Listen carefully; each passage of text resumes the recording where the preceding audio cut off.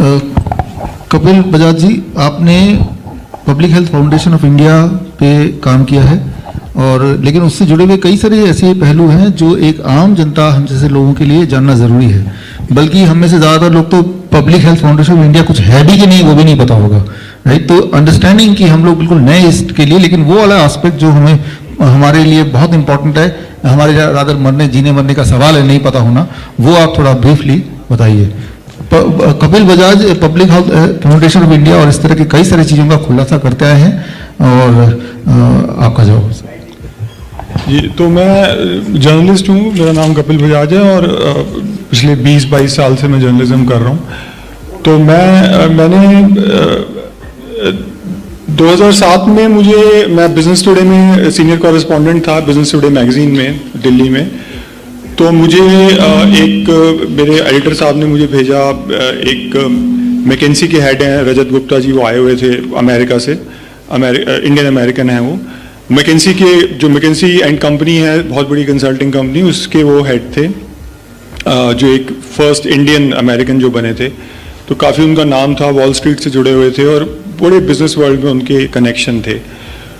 तो तब मेरी मुलाकात हुई रजत गुप्ता से 2007 में और मुझे बताया गया कि इन्होंने एक public health foundation of India नाम से एक संस्था बनाई है पिछले साल ही, यानी 2006 में बनी वो, और जिसको प्रधानमंत्री मनमोहन सिंह जी ने लॉन्च किया था। तब यूपीए 1 की गवर्नमेंट थी, सोनिया गांधी और मनमोहन सिंह की गवर्नमेंट। सोनिया गांधी जो थी रिमोट कंट्रोल संभाले हुई थी। तो 2007 में मुझे इस संस्था के बारे में पता चला, मैं उनसे मुलाकात की, यहीं खेलगांव में PhD CCI का जो चेंबर है उसमें उनका ऑफिस था, मैं उनसे मिलने गया। और वो मीटिंग जो थी वो भी बहुत एक रफ उसका एंड हुआ कि उसमें मैंने उनसे सवाल पूछे। ये public health foundation of India के बारे में जब मैंने पढ़ा तो पता चला ये पब्लिक प्राइवेट पार्टनरशिप है, पब्लिक प्राइवेट पार्टनरशिप PPP। तो PPP के नाम पे इसको इस्टेब्लिश किया गया 2006 में। और तब तक मुझे ये नहीं पता था कि जो रजत गुप्ता है मैकेंसी के, वो किसको रिप्रेजेंट कर रहे हैं। वो दरअसल बिल गेट्स को रिप्रेजेंट कर रहे थे। बिल गेट्स के वो एजेंट थे, बिल गेट्स के एक तरह से कारिंदे थे, जिसको इस मिशन पे भेजा गया कि भारत में पूरा जो पब्लिक हेल्थ का जो तंत्र है उसको किस तरीके से बदल डालना है और उसको पूरे उस पर कब्जा करना है। तब तक ये नहीं पता था, लेकिन फिर भी सवाल मैंने बहुत तीखे पूछे उनसे कि मैंने पूछा पब्लिक प्राइवेट पार्टनरशिप क्या है और आप लोगों का क्या पब्लिक हेल्थ से क्या ताल्लुक है कि आप लोग भारत के अंदर आके ये PPP आपने बनाई।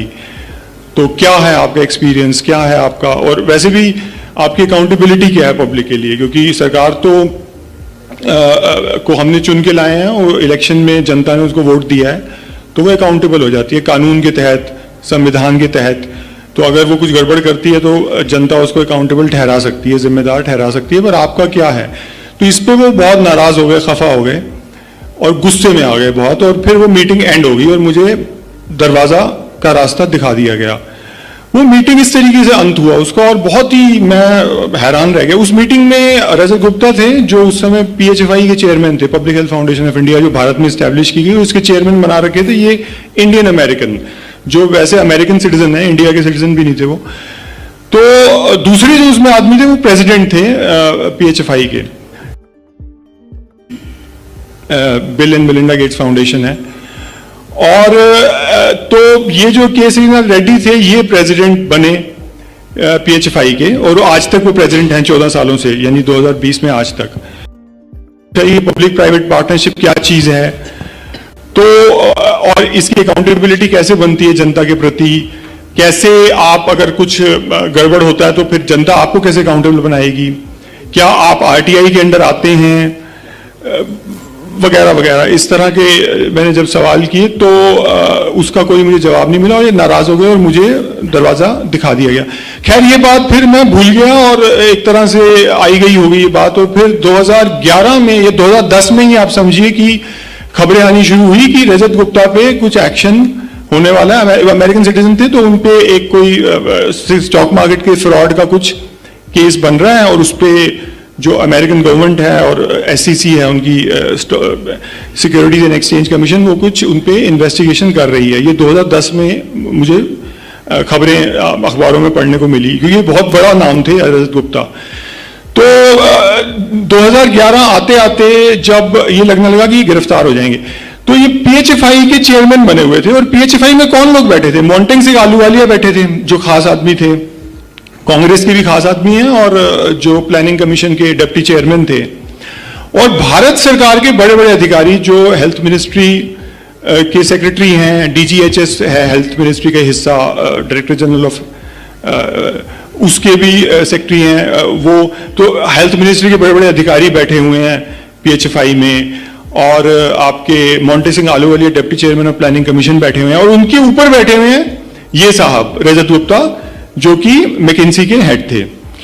और ये साहब जो है अब गिरफ्तार होने वाले हैं, और हमारे जो मनमोहन सिंह के कान पे जूं नहीं रेंग रही और मोंटेक सिंह आलूवालिया के कान पे जूं नहीं रेंग रही कि आज अभी थोड़े कुछ समय में अगर ये गिरफ्तार हो जाते हैं तो यानी फ्रॉड, सिक्योरिटीज फ्रॉड के मामले में यूएस में, तो इनके नीचे तो भारत सरकार के सारे लोग बैठे हैं। अच्छा, मनमोहन सिंह के उस समय प्रिंसिपल सेक्रेटरी थे एक टीके नायर, वो भी इनके अंडर बैठे हुए थे। यानी जो पीएचएफआई का गवर्निंग बोर्ड था उसमें ये सारे लोग बैठे हैं भारत सरकार के। ये पीएचएफआई की वेबसाइट पे लिखा हुआ है कि ये लोग बैठे हुए हैं। और इस पीएचएफआई को लॉन्च किसने किया? खुद मनमोहन सिंह ने, और जिनके ऊपर सोनिया गांधी जी भी बैठी हैं, और उनकी जो एक नेशनल एडवाइजरी काउंसिल बनी हुई थी उसके कुछ लोग भी पीएचएफआई में बैठे हुए थे, जिसमें AK शिव कुमार थे, और ये जो हमारे इकोनॉमिस्ट हैं अमर्त्य सेन साहब, ये भी पीएचएफआई के बोर्ड में आज तक बैठे हुए हैं। कपिल जी, थोड़ा ब्रीफ में, और जो समझ वाली बात है हमारे मतलब की। जी, तो पीएचएफआई के बारे में मैंने 2011 में आर्टिकल अपना पब्लिश किया, और मैंने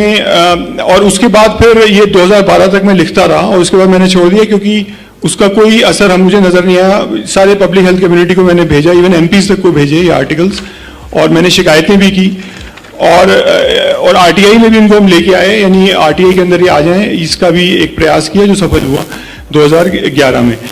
तो ये 2011 में जो 2006 में जो काम हुआ मनमोहन सिंह और सोनिया गांधी द्वारा भारत में पब्लिक हेल्थ फाउंडेशन को एस्टेब्लिश करने का, ये बिल गेट्स को एक तरह से पूरा जो भारत का जो पब्लिक हेल्थ का तंत्र है वो सौंप दिया गया। यानी भारत सरकार का जो कैप्चर हुआ वो 2006 में हो गया। 14 साल में इन्होंने भारत सरकार के सारे पॉलिटिशियंस को, भारत सरकार के जितने हमारे स्टेट्स को इन्होंने पूरा कैप्चर कर लिया। 2006 से ही इन्होंने अपने पब्लिक हेल्थ स्कूल बनाए, गुजरात में बनाया, आंध्र प्रदेश में बनाया, दिल्ली में बनाया, उड़ीसा में बनाया। उड़ीसा में बहुत हेल्प की नवीन पटनायक ने उनकी। नरेंद्र मोदी ने उनको गुजरात में स्कूल एस्टैब्लिश करने दिया, जमीन दी, पैसा दिया, सब कुछ दिया। और इस तरीके से बिल गेट्स की जो public health foundation of India है, इसका कब्जा करा दिया गया, भारत सरकार पे इसका कब्जा हो गया, भारतीय गणतंत्र पे कब्जा हो गया। सिर्फ सरकार पे नहीं, सरकार तो 5 साल होती है लेकिन भारतीय गणतंत्र तो रहता है ना।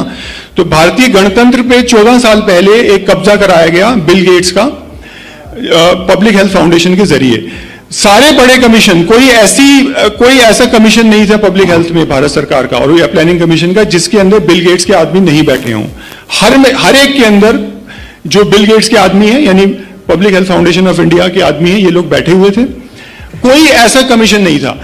यूनिवर्सल हेल्थ केयर पे कमीशन बना 2010 में, जिसकी सेक्रेटेरिएट बना दिया गया public health foundation of India को। Public health foundation of India एक 100% इलीगल, अनलॉफुल, अवैध, गैर कानूनी संस्था है आज तक 14 साल। इसकी कोई नियम, कोई कानून के तहत ये नहीं बनाई गई, कोई समझौता तक नहीं है भारत सरकार का इन लोगों के साथ, मैकिन्सी और गेट्स फाउंडेशन के साथ। कोई कागज का टुकड़ा नहीं है जिसपे इन्होंने कोई अनुबंध किया हो, कोई कॉन्ट्रैक्ट किया हो, कोई कंसेशन एग्रीमेंट साइन किया हो, वो भी नहीं है। जब ये मांगे गए आरटीआई में, इनके पास कुछ नहीं निकला।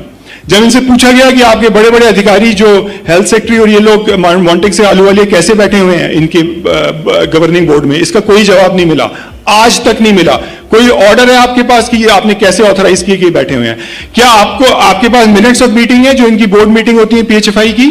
क्या भारत सरकार के पास कोई रिकॉर्ड है कि आपके अधिकारी इसमें जाते हैं और उन मीटिंग्स में क्या होता है, क्या फैसले लिए जाते हैं? ये बिल गेट्स की सीक्रेट संस्था है जो चल रही है भारत सरकार के अंदर। तो बताइए कि इनकी जो बोर्ड मीटिंग होती है उसमें क्या होता है?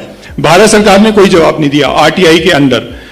इसके अलावा मैंने जब बाद में आरटीआई में आया तो मैंने बीएचएफआई से ही पूछा कि आपकी 2006 में जो पूरी गवर्निंग बॉडी थी उसका पूरा मुझे दीजिए, और मुझे एक फोर्स डॉक्यूमेंट भेजा गया जो पीएचएफआई के प्रेसिडेंट ने भेजा अंडर आरटीआई। तो ये क्रिमिनल संस्था है, ना केवल ये अनलॉफुल है, मैं यहां तक कह रहा हूं पूरी जिम्मेदारी के साथ, एक 100% क्रिमिनल संस्था सोनिया गांधी और मनमोहन सिंह ने बनाई और उसको भारत सरकार के अंदर घुसाया। 2006 में इन्होंने 14 साल में भारत के पूरे जो पब्लिक हेल्थ का जो तंत्र है, स्टेट्स में भी और सेंट्रल लेवल पे उस पर कब्जा किया।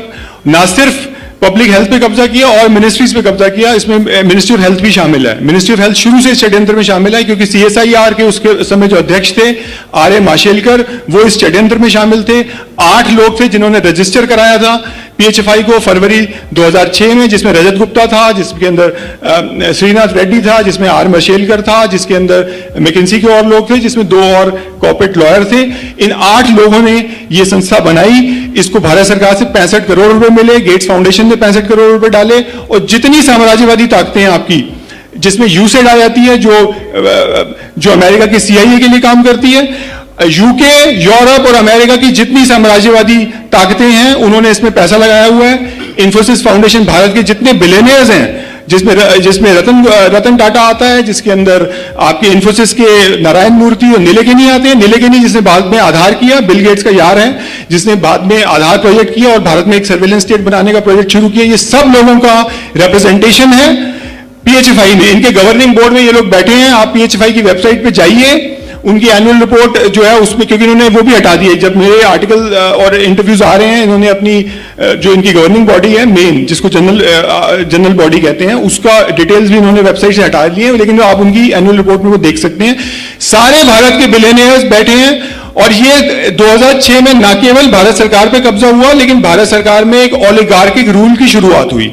यानी डेमोक्रेसी को खत्म करके एक टेक्नोक्रेटिक और ओलिगार्किक लोगों को, जो पूरी दुनिया से जिनके कनेक्शन है, उनको बिठा दिया गया, जिसमें भारत के बिलियनियर्स इनके साथ मिले हुए हैं, जिनकी मिली भगत है बिल गेट्स के साथ। और बिल गेट्स का जो पूरा नेटवर्क है उसमें, जिसमें मैंने आपको बताया टाटाज हैं, जिसमें इन्फोसिस के लोग हैं, शिव नादर हैं, एचसीएल टेक्नोलॉजी के जितने भारत के बिलियनियर्स हैं वो इस षड्यंत्र में शामिल हैं। और जिसमें गोदरेज हैं, जिसमें आनंद महिंद्रा हैं, यानी पूरा एक जो भारत के टॉप के बिलियनियर्स हैं वो इस षड्यंत्र में शामिल हैं। और आज वो भारत सरकार के अंदर बैठे हैं 14 साल में। ये ध्यान रखने की बात है। भारत सरकार को ये कंट्रोल कर रहे हैं, बिल गेट्स कंट्रोल कर रहा है। दूसरा, एक और कमीशन, इम्यूनाइजेशन का सारा कार्यक्रम पीएचएफआई को सौंप दिया गया। मैंने आपको यूनिवर्सल हेल्थ केयर का बताया, जो 2010 में इनको सेक्रेटेरिएट बना दिया गया। यानी एक अवैध संस्था को यूनिवर्सल हेल्थ केयर के कमीशन जो बनाया प्लानिंग कमीशन में, उसको सेक्रेटेरिएट बना दिया गया। यानी भारत सरकार ने अपना सारा काम इनको सौंप दिया।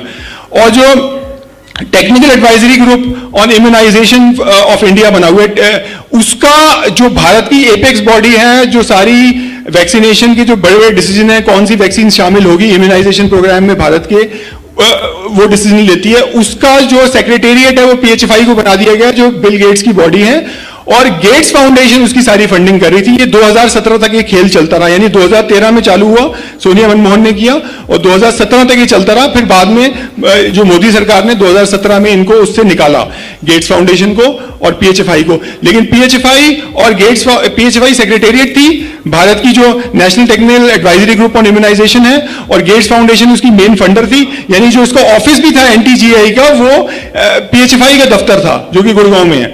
यानी भारत सरकार ने अपना पूरा इम्यूनाइजेशन का कार्यक्रम बिल गेट्स के हवाले कर दिया, जो 2017 तक ये खेल चलता रहा। और आज आप ये सोच रहे हैं कि बिल गेट्स एक तरह से भारत का रूलर बन चुका है। आज अब षड्यंत्र चालू हुआ, तब मुझे ये समझ आया कि ये पीएचएफआई में जो मैं लिखता आया हूं उसकी वो कहानी क्या है। 14 साल में एक बैकग्राउंड बनाई गई, पूरी जमीन तैयार की गई भारत में एक मेडिकल मार्शल लॉ लगाने की, और जिसका नतीजा आज हम भुगत रहे हैं। जो मार्च में लॉकडाउन चालू हुए, षड्यंत्र भारत के ऊपर थोपा गया। तो इस 14 साल इन्होंने ना केवल सेंट्रल गवर्नमेंट पे कब्जा किया, जितनी स्टेट्स हैं आपकी, Gujarat, Andhra Pradesh, even Karnataka, north east में शिलोंग तक में इनका पूरा कब्जा है। दिल्ली में इनका ऑफिस है। ओडिशा के अंदर इनको पूरा जमीन दी गई। ओडिशा में तो ये जो श्रीनाथ रेड्डी है, ये एडवाइजर बने हुए हैं चीफ मिनिस्टर नवीन पटनायक के। और ये जो है, ये जो जे पंडा है शायद इनके, जो आजकल बीजेपी में बैठे हैं, पहले बीजू जनता दल थे, ये तो इनके साथ मिले हुए थे रजत गुप्ता के साथ। इनकी तो शायद बीवी ने फायदा भी उठाया, जो इनका पब्लिक हेल्थ स्कूल खोला गया भुवनेश्वर में। तो नरेंद्र मोदी ने इनका पूरा सहयोग किया, जो इनके साथ मिले हुए थे।